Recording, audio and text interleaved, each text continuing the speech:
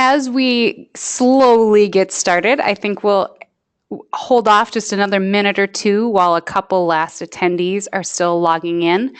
I'm going to share in the chat box another link. It was in the email today as well. But Padlet is one of our formative assessment tools that I'm sharing today. And if you click on the link that I just shared out for you, you will see this Tech for Formative Assessment, a little launch pad. Each of these columns is a scroll bar. Only this one will really scroll at this point. But links to the resources that I'm sharing are all in here. So you don't need to take a ton of notes. Feel free to do what you need to do. But I have linked to everything here as well as in the presentation.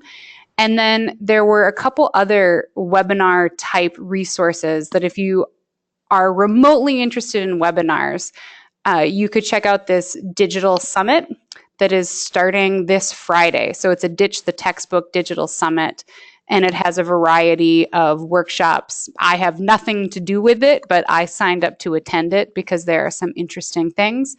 And then a friend of mine did a webinar last week on coding in the classroom. So this might be of interest even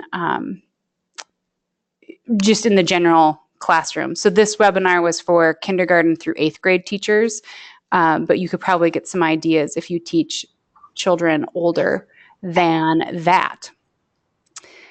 I would like as much as possible for people to go around and just introduce themselves so that we get a sense of where people are joining from.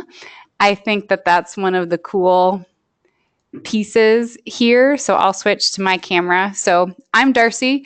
I have been a high school English and theater teacher for the last 12 years, and most recently at West Fargo High School here in West Fargo.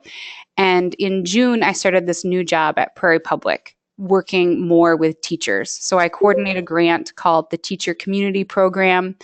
And the goal of the grant is pretty amazing. It's simply to support teachers in rural environments. And so one of the ways that I'm doing that is by hosting these free webinars. I think that traveling in North Dakota is kind of a pain. And as you'll hear when people introduce themselves and where they're from, even if you just have to type it, is just fine. I can read that to everyone, and everybody else can read the chat comments as well. I think you'll see that the goal of this webinar is so that people have access to professional development from wherever you are. So last week's webinar, a woman was able to attend the webinar while still supervising an after-school study hall where the kids were working on their homework. So she worked on her homework as part of the webinar.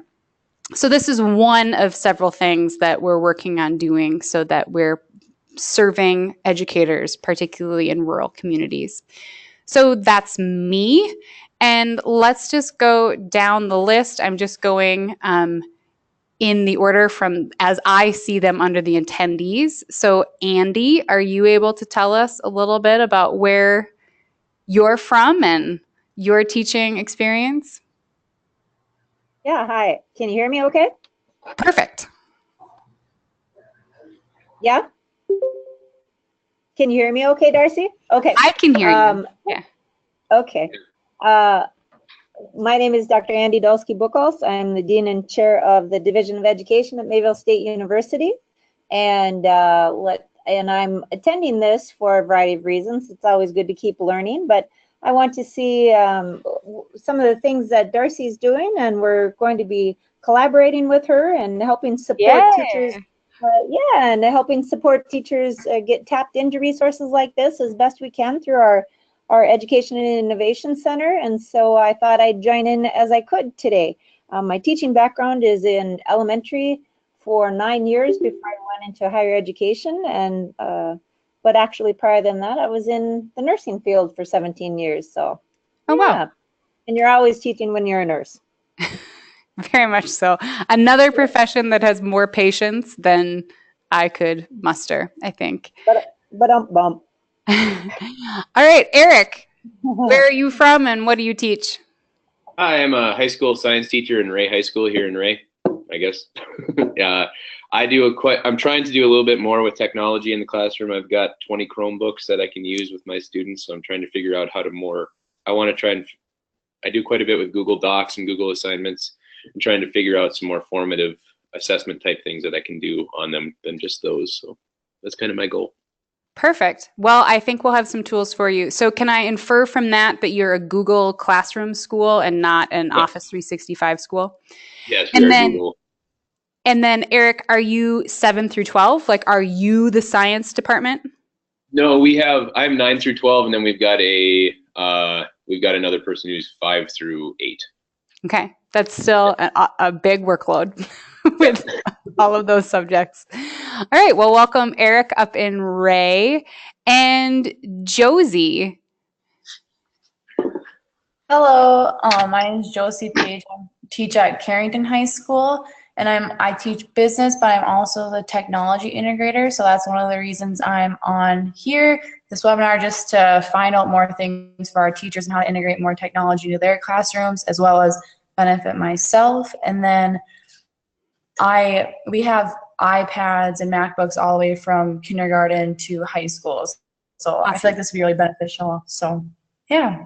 Well, great. Well, as a tech coordinator, you're probably going to have some ideas for us too. So feel free to add those in our chat or on our Padlet as we go through. Okay. I'm going to share for Laura B. She's joining us from Hazen, is a high school English teacher. She teaches 9th and 11th grades right now. So she's out there in Hazen. And then Nicole N. Can you share where you're joining from?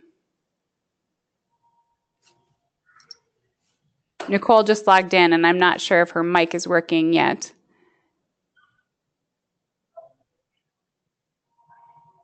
How about we go to Sheila's team? And Sheila, if the three of you will introduce yourselves and where you're joining us from.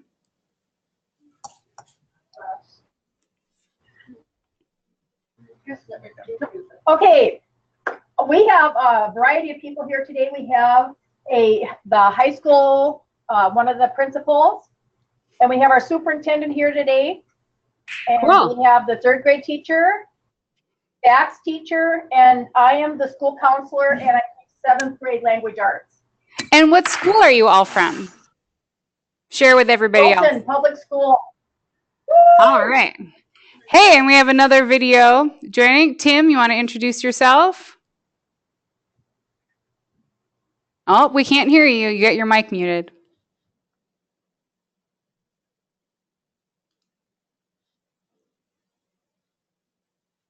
There you go. Okay. All right. I'm Tim Wallenzine. I'm the manager of education services at Prairie Public. And I've been had an appointment and was working at home this afternoon and thought I would join in and see how it's working. But I have had some trouble with my internet at home, so I'll mute myself. Join us for what you can. All right. And we have Nicole N joining us from somewhere. It still doesn't look like Nicole has a mic. So feel free to chat to us, Nicole, where you're joining us from would be great. So again, in the chat box, you should see a link to a Padlet. And I'll share that again just in case. But if you click on that link, it will take you to this Padlet page. And I'll explain a little bit more about Padlet as we go through, but I wanted you to have access. All of the links that I'm sharing, everything that we're talking about today, the links are right here under the formative assessment tools. I encourage you, the webinar will be, I think, of some value regardless. You'll get some ideas.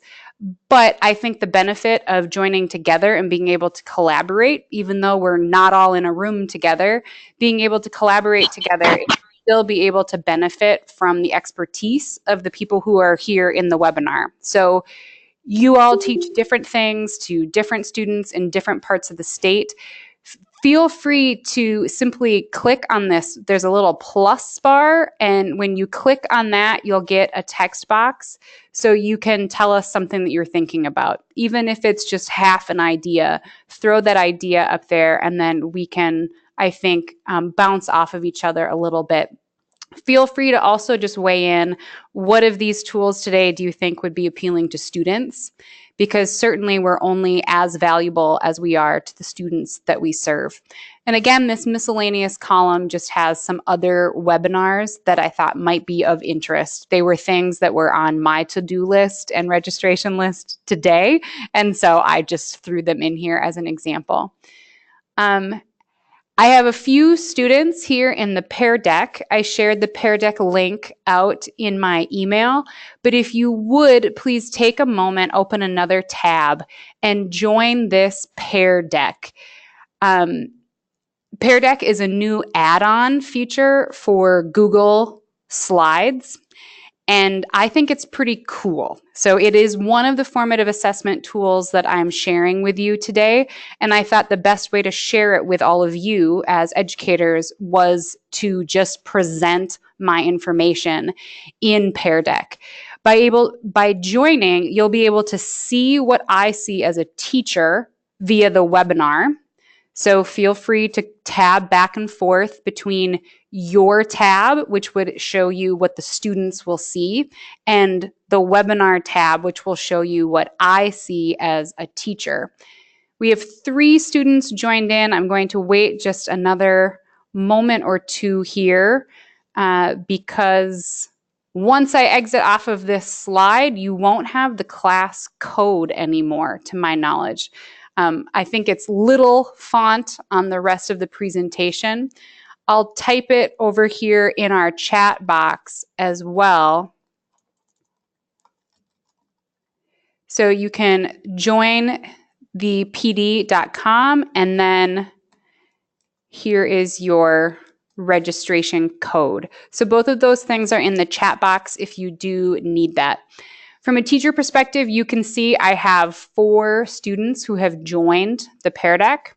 And once I'm ready to start, I just click to advance. And then welcome to our Tech for Formative Assessment. As I said, I'm Darcy Bachigard, and I will be hopefully our collaborative host today. We'll do the best to answer your questions and to make sure that by the end of the day, we've met the objective, which is simply to provide immediate useful options for quick formative assessments in any classroom. My goal when you are done here in this hour is that you have tools that you feel you could use tomorrow.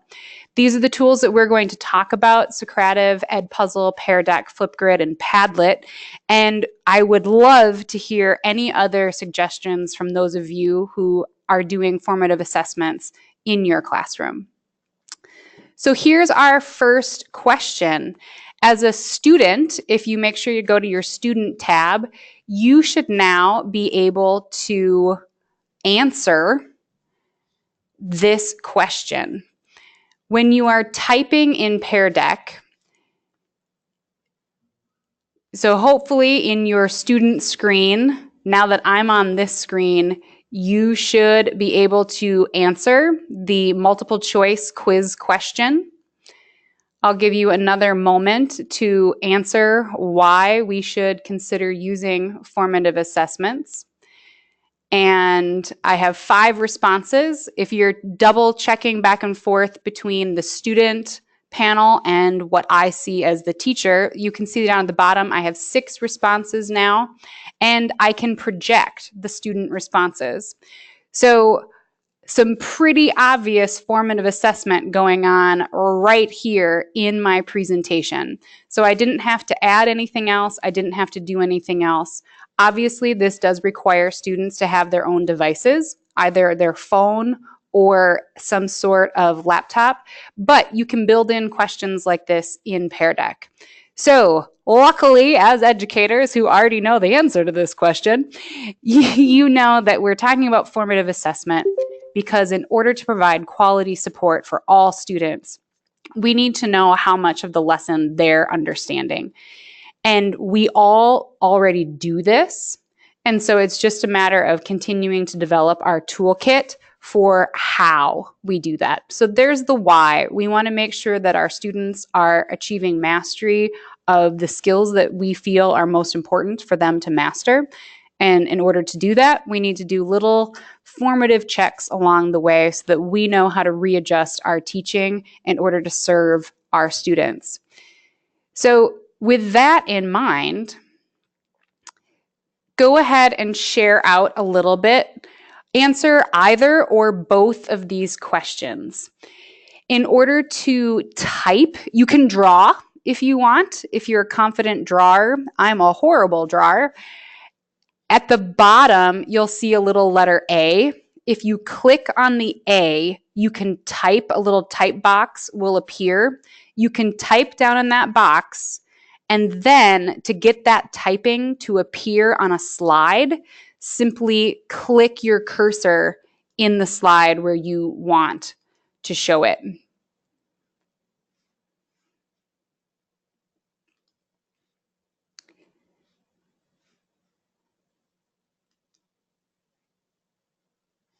So it's saying I have student responses. Quiz the material that is practiced in notes and worksheets.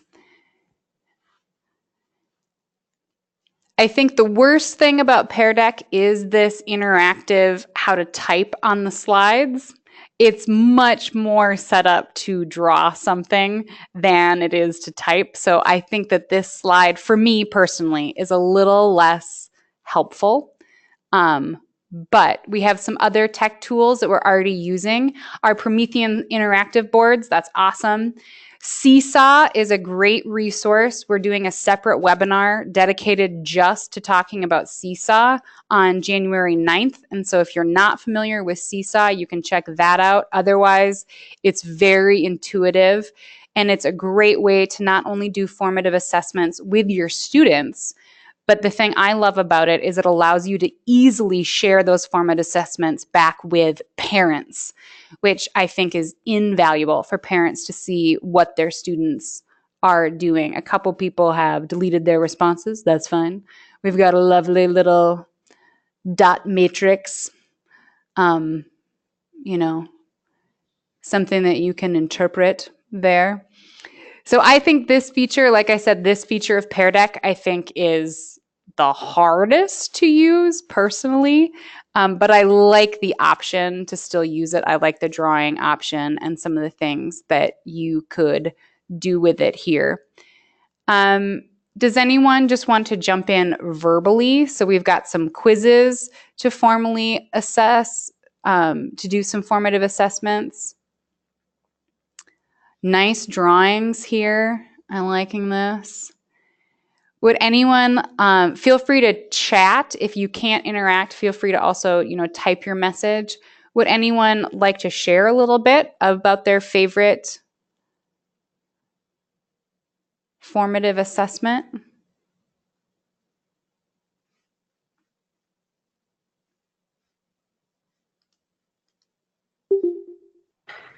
We really do a lot of exit tickets, or entrance tickets as well. So that can be, I sometimes will use like whiteboards or even their iPads, and I'll put questions up on our active board. And then I will kind of quiz them on it, and they'll hold up the whiteboard, or they'll work in groups, and they'll make up their own questions that we've previously learned, or like content on the chapters we've been teaching.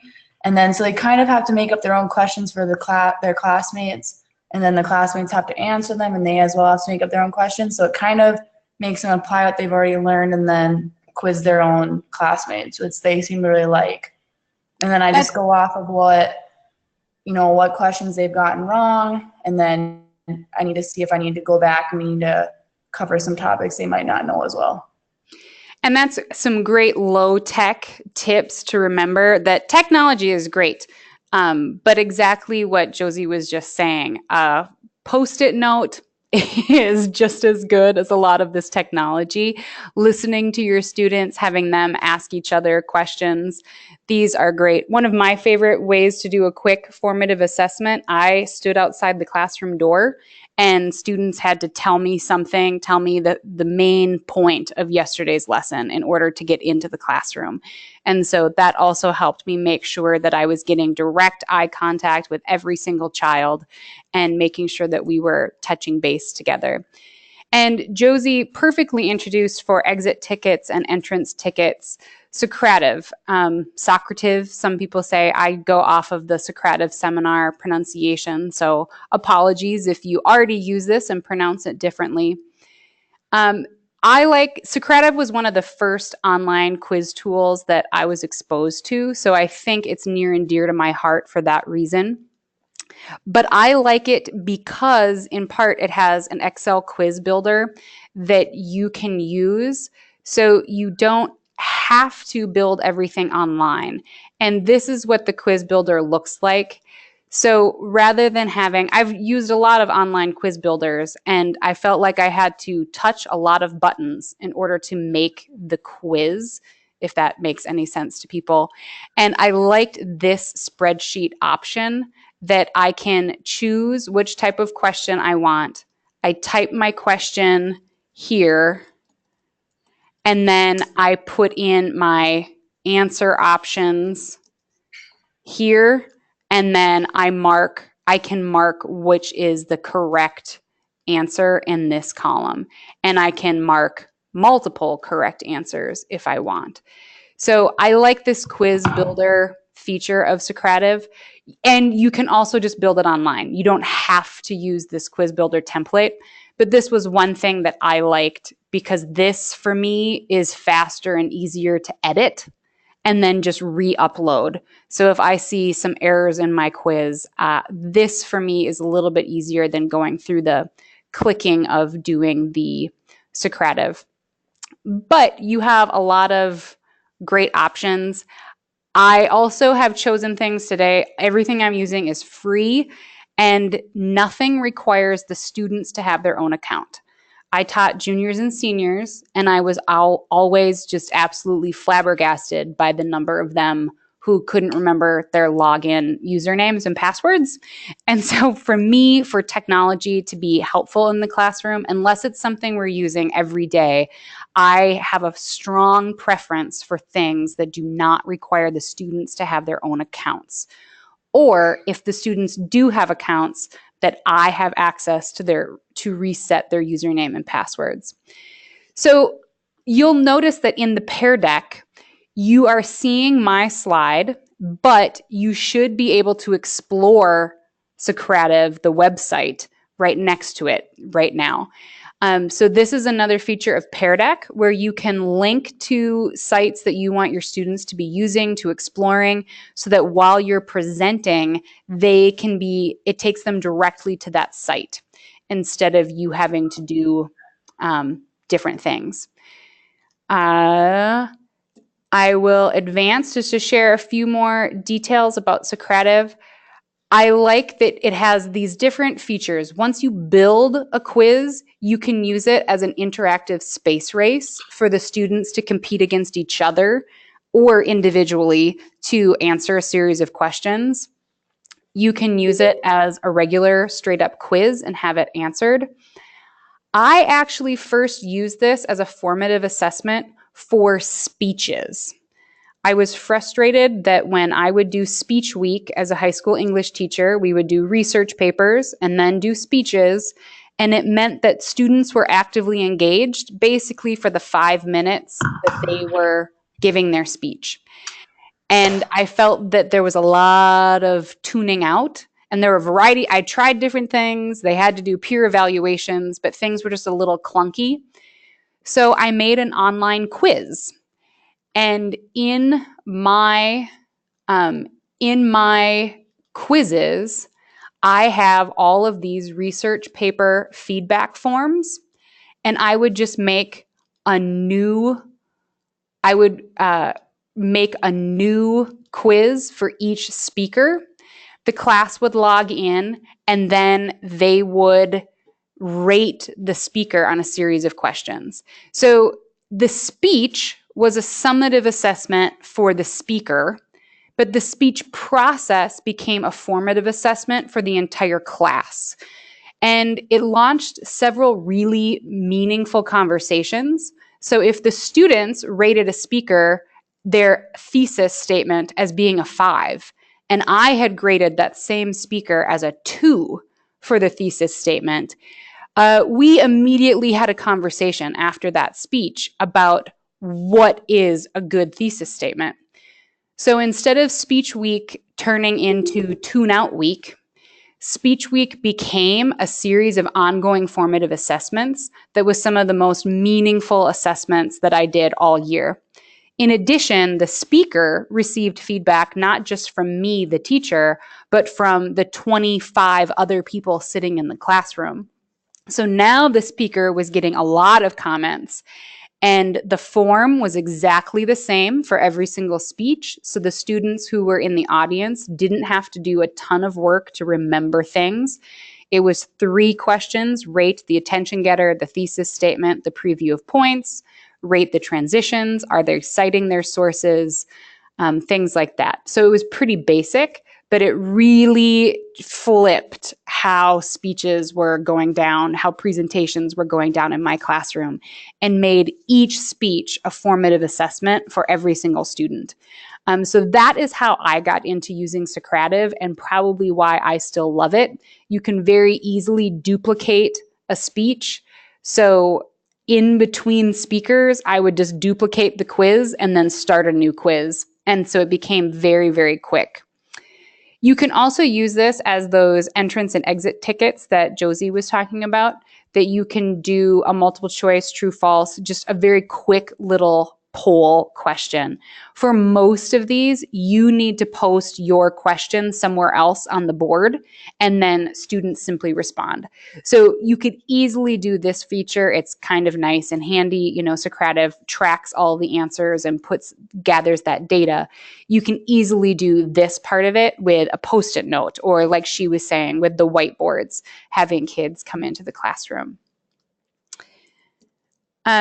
The other thing I like about Socrative, because I would use this for final tests, you can choose the open navigation feature, and you can shuffle the questions and the answers. So this was how I helped cut down on cheating. Certainly, there are additional measures that you can do as a teacher to make sure that students are only able to navigate in one web page. But for smaller quizzes, this I felt took care of that. Students, I would select to shuffle the questions and shuffle the answers. And then students, they were always on different questions at different times. So I felt that that was a pretty easy and effective way to avoid cheating from that standpoint. So I liked this as a formative assessment. Has anyone out there used Socrative? Is this something that has made its way into your classrooms?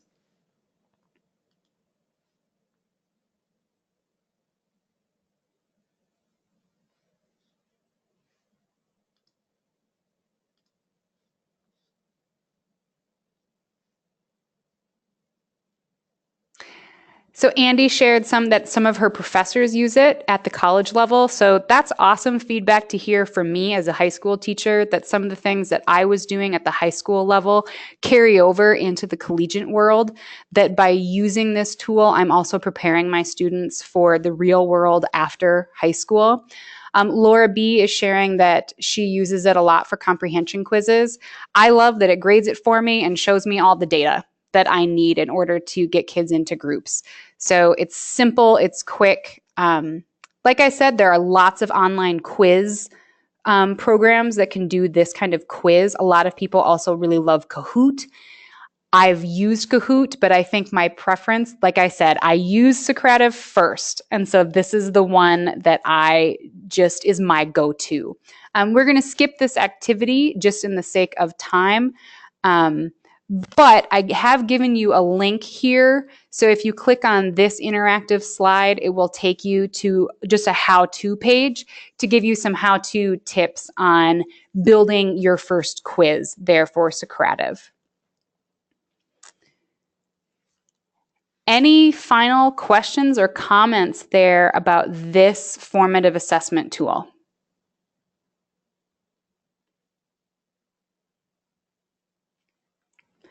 Feel free to type anything in that chat box if you do have a question. Again, feel free to share ideas on the Padlet. If you have some ideas of how you might use Socrative or how you already do use Socrative, feel free to throw those up on the Padlet to share those out with the rest of the attendees. So our next tool is EdPuzzle. EdPuzzle has a lot going on for it. This is another one that we have an entire webinar dedicated simply to EdPuzzle, but also to the whole flipped classroom model. And that's coming up the end of January as well. I found EdPuzzle just by happenstance and now have done a fair amount of training. It is one of the easiest and most intuitive tech tools I've ever used.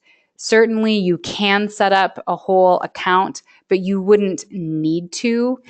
The thing that I love about it is you can take any video, whether something you made for your class or something that you find online, you can edit it. Right now, the parameters for EdPuzzle, you can only clip the beginning or the end. You can't like clip out segments from the middle and then keep the beginning and the end.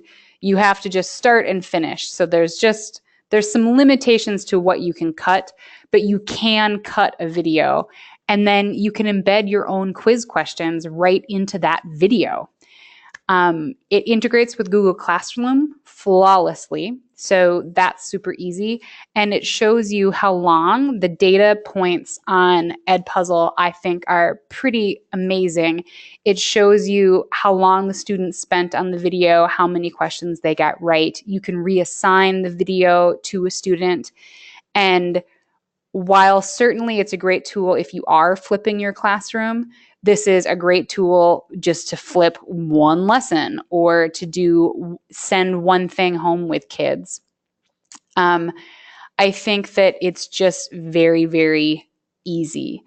It's hard to use if there's no tech. That is the biggest drawback of this tool, but this was a tech for formative assessment workshop, so that's kind of what we're talking about. But there is a great app, so students can use and interact with the EdPuzzle app right on their phones. I know that still doesn't guarantee everyone access, but that can help out. Sheila did ask a question about the quiz bank or pre-made templates for Socrative. I believe you can search for the quizzes in general. I've never sought out quizzes. So is there anyone else who's used Socrative who can answer that question? I know you can share quizzes with each other. So once I've made a template, I could email that to you and you can upload it.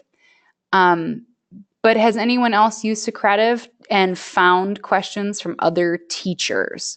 I'll throw that out there and we'll see if anyone has done that.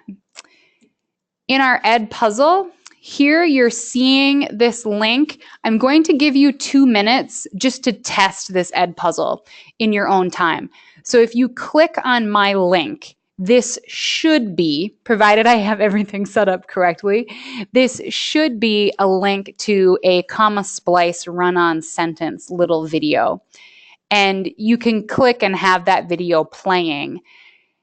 A couple things to note from this video. It says it's about run-on sentences and comma splices. However, I edited the video so that it's only 1 minute and 25 seconds. So the video clip that you are seeing is only half the video. I broke the lesson down for my students and then embedded a series of questions at the end. There are a couple other things that I think are great about this tool.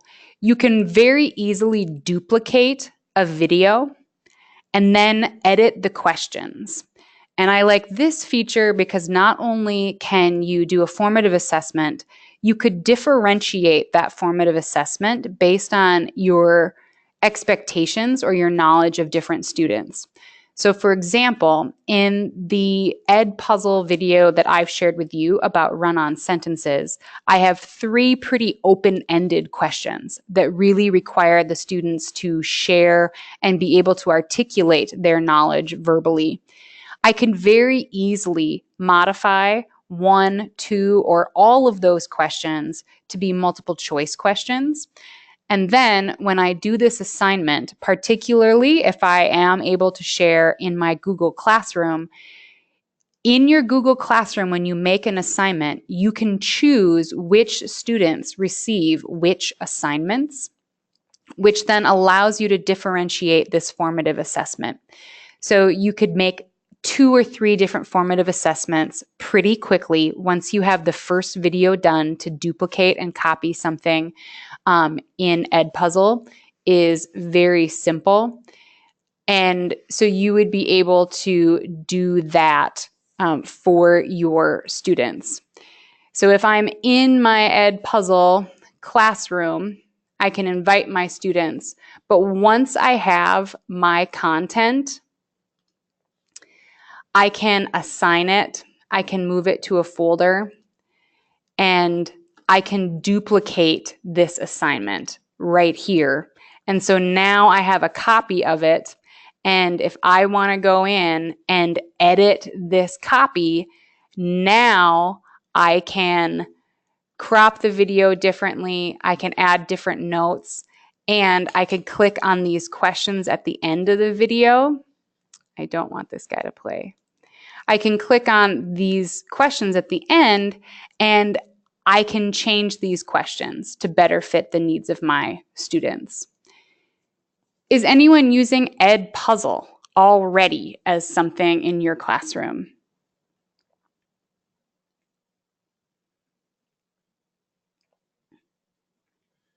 Or do you have any ideas about using these embedded videos with questions? See, this sentence can. I want to show you how easy it is to add a question. You just click, so I pause the video, and now I will click the question button. I'm not in the edit mode right now, but when I click that question, I will be able to just type my question here now. And I can choose if I want it to be multiple choice, open-ended. I can choose what I want it to be. So even editing and adding questions to a video, the first video I did, it took about 5 minutes to do. So it's a very user-friendly tool.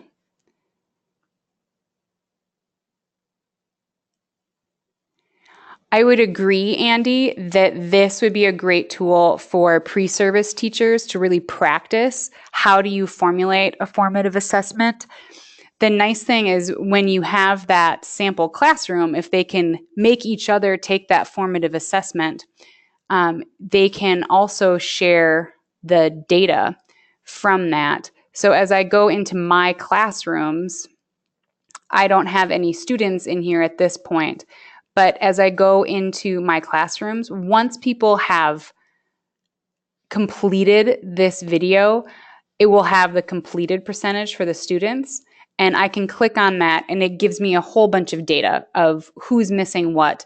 And I can then group students into, different teams, different learning groups, a variety of different things can be launched to from there. So I think EdPuzzle has kind of been my biggest surprise this year of something that when I learned about it, I really thought that it surpassed. I feel like I'm overselling it now, but it was one of those things that when I learned about it, I felt like this is one of the easiest and most logical tools that I've seen. So if you have other questions about EdPuzzle, I'm happy to talk to you individually and share more information. Eric is suggesting crash course science videos. And then, yes, what you can do, you can take that crash course science video and paste it into your EdPuzzle account. So when I'm in my content and I want to create, you can make a new video. And you'll see I can search right here. I can search and find the video I want. You can go right to YouTube and paste the URL or search the URL. There's even an add-on so that if you're in YouTube and you have the add-on and you find you're going to see all my yoga videos now since I opened up my personal account because I'm a silly person. If I find, well, this is not very good. If I find something that I want to use, there's an add-on. So when I'm in YouTube, all I need to click is this edit with EdPuzzle. And now it automatically opens that video for me in EdPuzzle so that I can now start cropping and making my video. So if you are interested in EdPuzzle, I highly recommend go to your add-ons and just search EdPuzzle add-on for YouTube.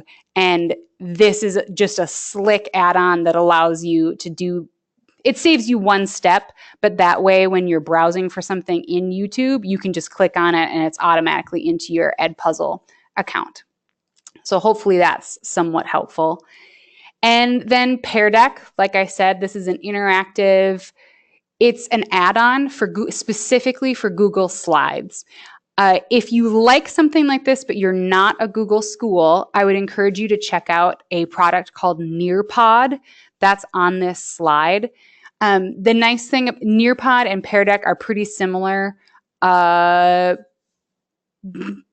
I am liking Pear Deck more personally since it's just integrated into my slide decks. So I think it's a little bit easier, but Nearpod is really cool. I think Nearpod, to get the cooler features of Nearpod, there's a cost to it, but well worth it for the things that it allows you to do. So I like the Pear Deck because, like I said, it integrates right with my slides. So if I'm making a new slide deck and I'm editing something in my slide deck, I could have just done that. All I have to do to find the Pear Deck, if I'm in my slides and I start a new slide, to get Pear Deck, you simply go to this add-on button in your slide deck, and I already have it, so it will just come up for me. But otherwise, click on the Get Add-ons button, and this will show you the other things that are available for you in Google Chrome as well. So you can get some charts. Some of these photo stocks are pretty nice. There's a whole math equations. So there are some other nice add-ons that you can get for your slide deck, but Pear Deck is right there. And then when you want to present something, when you want to add a different slide, you just add them on right here, and that warm-up slide will be created. And then when I'm ready to present, you just present by clicking add-ons and present with Pear Deck. And so that's all I did to make this Pear Deck. And I think that it's just pretty handy. And I was a teacher who had all of my weekly lessons. I made my lessons and had my course objectives every week in a PowerPoint. And so that was something that I was doing anyway. So we've talked about 3 things so far in this first chunk of time: Socrative, EdPuzzle, and Pear Deck. While I continue to model Pear Deck, I want you to do this little temperature tool. You will see a little red dot, I believe, in the upper right-hand corner of your student slide. Simply drag that dot onto the thumbs up, thumbs down scale. How do you feel about this tech for formative assessment? Could you use one of these 3 things in your classroom, maybe even tomorrow if you had to? And so you can see that as a teacher, this would be a great way, obviously, for me to do a quick formative assessment in class, to pose a question, or at the end of class, how do you feel about this concept? So going back to that entry or exit ticket model. And then when I'm ready to share, you can see 2 people are good to go. 1 person is not feeling it at this point. So hopefully I could zone in on that 1 person and be able to make sure that whether today or later that we can make sure that everybody is good to go. So I can present these to everyone on my teacher by hitting the show, or I can unshow them by hitting the hide. So while you're in the classroom, you can project these so people can see them and get a sense in the class. Are there any questions? I went through Pear Deck quickly because it has been embedded into the presentation. So I hope that you're getting a sense of the Pear Deck. But what else would be helpful for you to know about the Pear Deck add-on?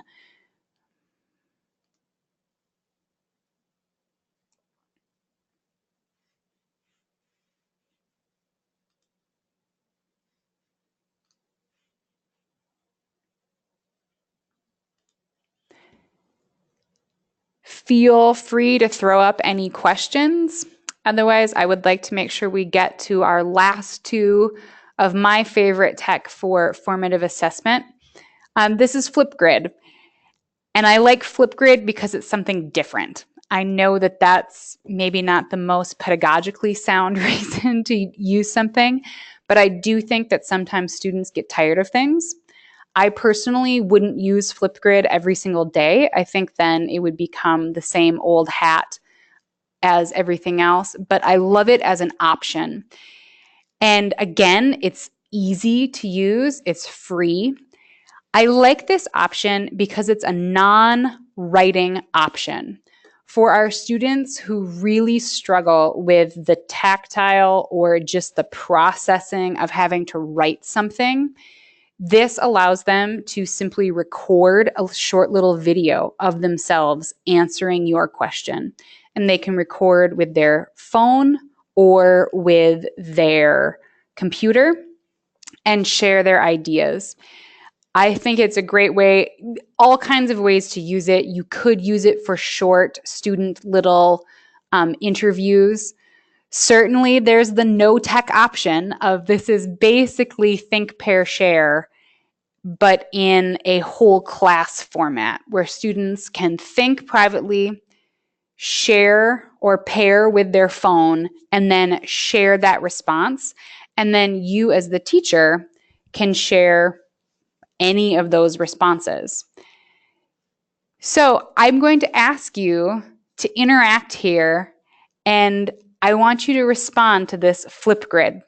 I did a response, but as you're here in the Pear Deck, you should have the FlipGrid. Sorry, let me advance, and then you'll have it. So this should take you to my teacher FlipGrid page, and click on the today's takeaways. And you have at max a minute 30. But record a short video of you just saying something. What is a takeaway that you have for today?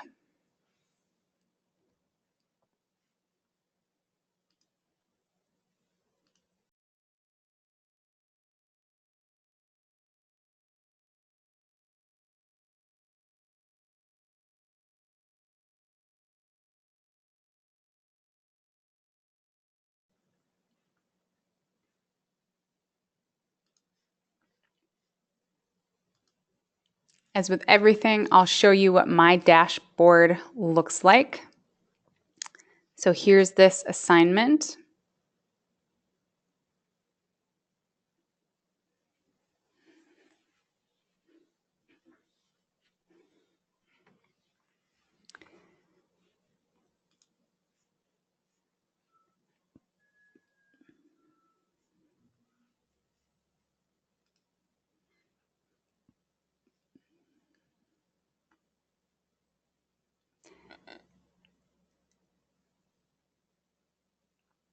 Hopefully you're doing a quick recording here of yourself.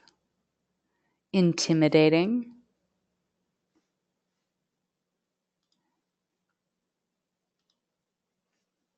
But always good to get a little sense of what kids experience.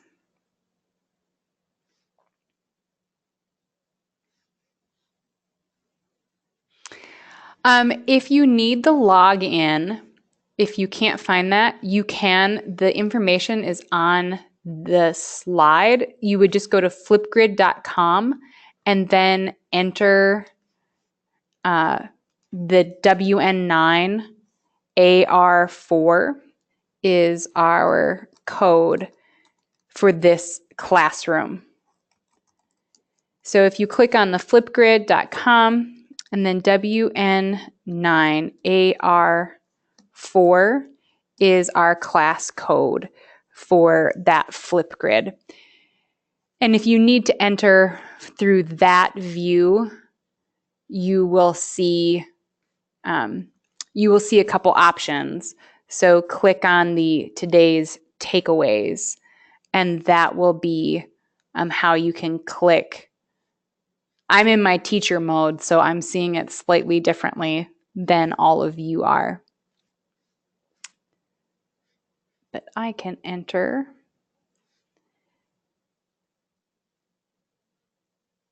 I made a little video. That's really dumb, pretty bad. But once your students have made the video, you can share their responses. So you could copy it, you could share it to your Google Classroom, you could share it to Remind, you could use the URL.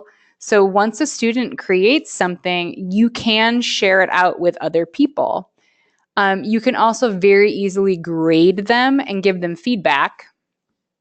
I love tech for formative assessment. Yep. So there's my little Flipgrid. So I can score this on the performance. I can score it on the ideas. These are just the auto options. And I can give myself, but this student, a specific feedback.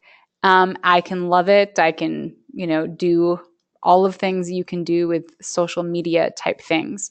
So also a pretty fast formative assessment for you to grade, that instead of reading a whole bunch of students' things, the students' videos will congregate here in your topic for today. And then once you're ready to grade that assignment, like I said, you just click on that little dash. I love tech for formative assessment. And then you can give feedback to that student. I did not enter an email address, so I would not be able to email this student back. So if you do want your students to, if you want to be able to email responses back to your students, make sure to just train them to include their email address in this. Was anyone else able to create a Flipgrid response to this topic? Or are you teachers that are all too... It definitely takes some time to get used to the process.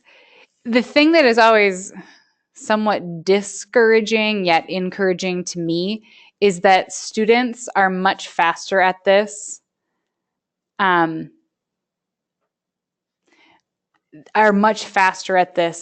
I am. So in this Flipgrid, if I join Flipgrid, all you have to do now that I'm at Flipgrid is enter the Flipgrid code. So it does, I think it was 9. Hopefully this will take me there. And then you need to choose a topic. So as the teacher, I have a couple. So I would ask students to click on that topic, and then you click the plus button to add your own video.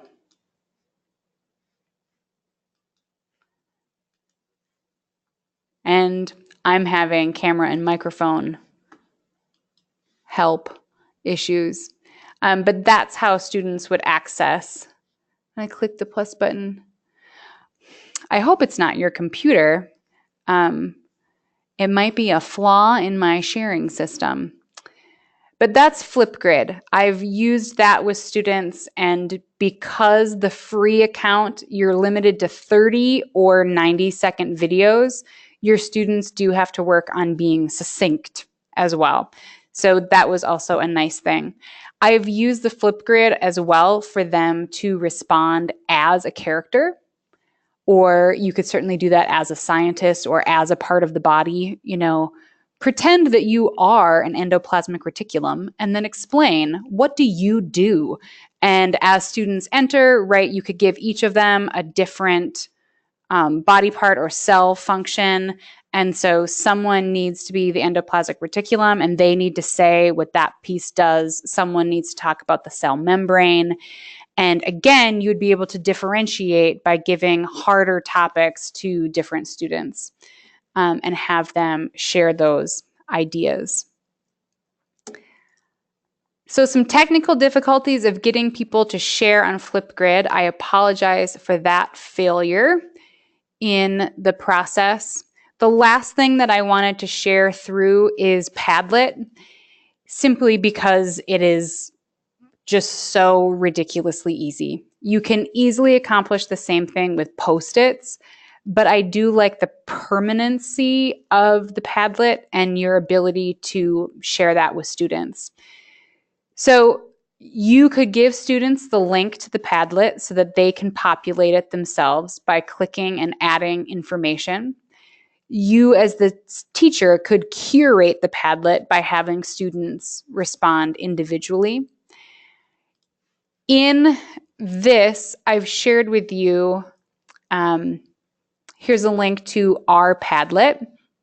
Just to demonstrate how easy it is, I would ask everyone to add something to the Padlet, even if it's just a simple observation, a question, but just add anything to one of the columns and you will see that you can do that. It's pretty easy for students to share.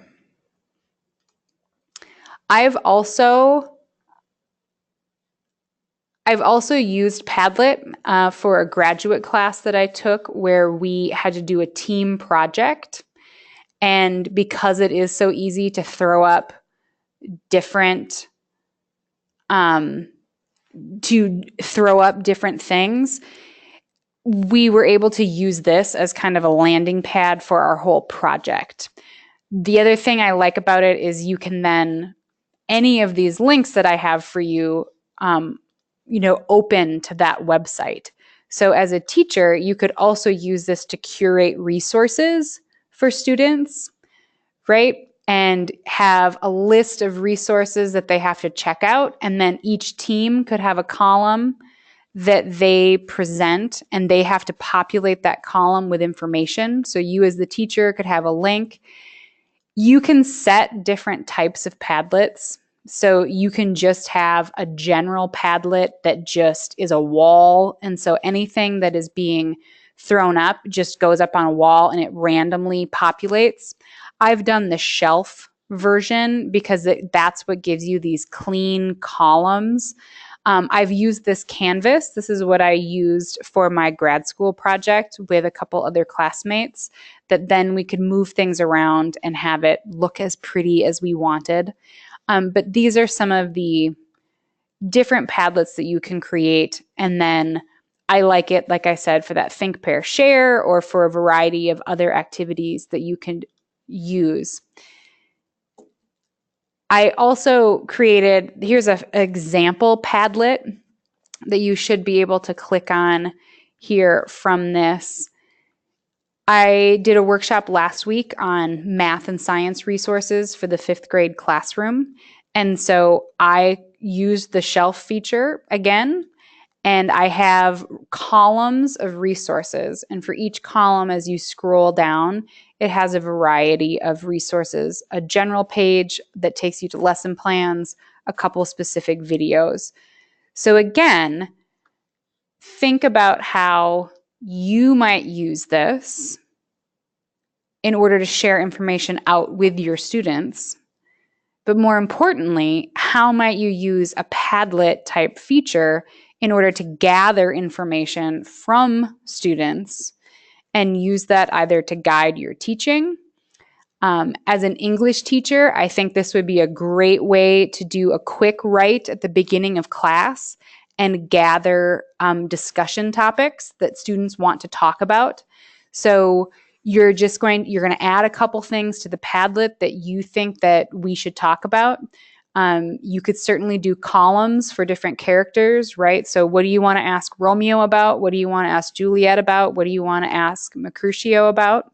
And have different columns and have kids throw up questions and use this as a way to check their comprehension, that they read, that they have a question that they can post, but also to use this as a launching pad into a class discussion or a class hot seat activity where you were going more in depth on those questions. We are running down with time. I'm going to throw up this last final question as we go through of what are you excited about to add to your classroom, or what other ideas do you have that you're willing to share out with people? As you're doing that, I'm also going to throw up, oh so quickly, and I don't have my, well, we'll just skip that. I'm going to share some of these answers here. I'm excited to dig deeper into what we discussed. So you can see that it will populate in real time, which is kind of nice, kind of scary, depending on how you look at it. Yeah, and just want to make sure that there was something in here today that will be helpful.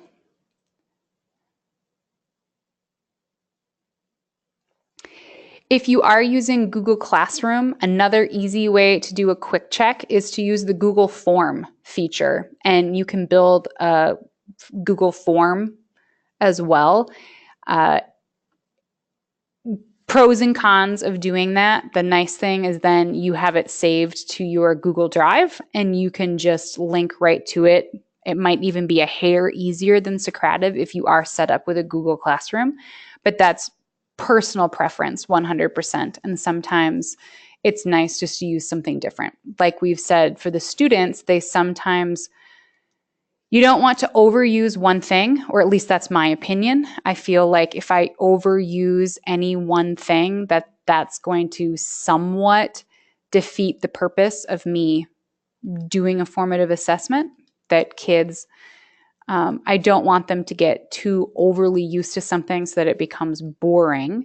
But I want them to have the skill. Like we found out today that this first time using FlipGrid, it just was not realistic for me to expect students to do that quickly. And so the first time that you're wanting to use FlipGrid, make sure you build in more time into your lesson. We are just past 5 o'clock. If you will take a moment, I've put up a link in the chat column to a Google form. Speaking of Google Forms for my Google Classroom, it's literally 2 questions. I just want to check in and see if we met your learning objective for today. And if you have any general feedback on how to make this webinar series more helpful and productive for teachers. It's an ongoing challenge. This is my formative assessment for all of you. I want these webinars to actually be helpful and meaningful to teachers, and that will only happen if I get that feedback for people. I thank you all for joining. If you do have additional questions about any of these resources, I'm happy to coach you personally, answer questions via email, or right now, I have nowhere that I have to be. So feel free to sign off and head out to the rest of your life for the evening. But otherwise, if there's anything else I can share, answer, clarify, I'm all yours. Thank you, Darcy. You're welcome, Sheila. I'm glad that your whole team, you had quite a cadre of folks there. Yep, we did. Have a good vacation. Thank you. You too.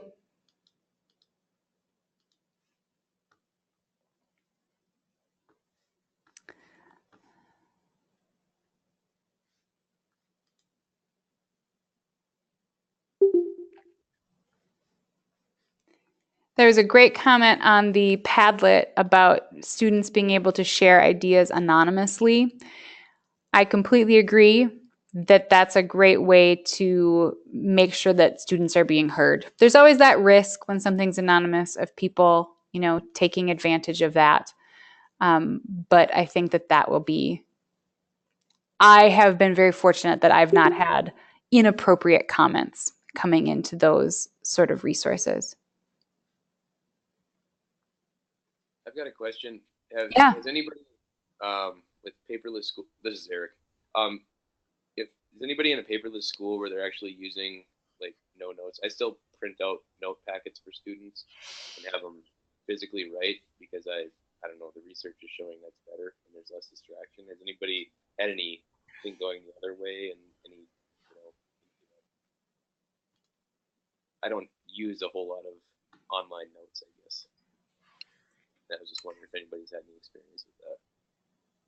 I think we're limited in who's still in. I'm right with you, Eric. I completely agree. I just the last couple of winters would share that research with my students of writing with your hand on a piece of paper is proven to be better for your brain in terms of remembering things. So you raise, I think, a great point that we are at that crux in education where we want students to be digitally literate. We want them to use technology. But we also want them to use technology responsibly. And to me, part of that is having some sort of teaching them how to write and teaching them when to access things online and when it's better to have a notebook. So I know that I did this whole session on tech for formative assessment. I'm pretty big on making kids draw a picture on a piece of paper and write those things down. At the same time, I also hate wasting paper. So for me, and that's where I'm struggling. Even our kids, if I do some of these assignments online, they're just not used to it, and it's they have a hard time with because none of the other teachers have really done it. I'm kind of trying to do some of these different things, and I'm trying to tell them that this is how it's going to be when they get to college, but it's not necessarily they're having a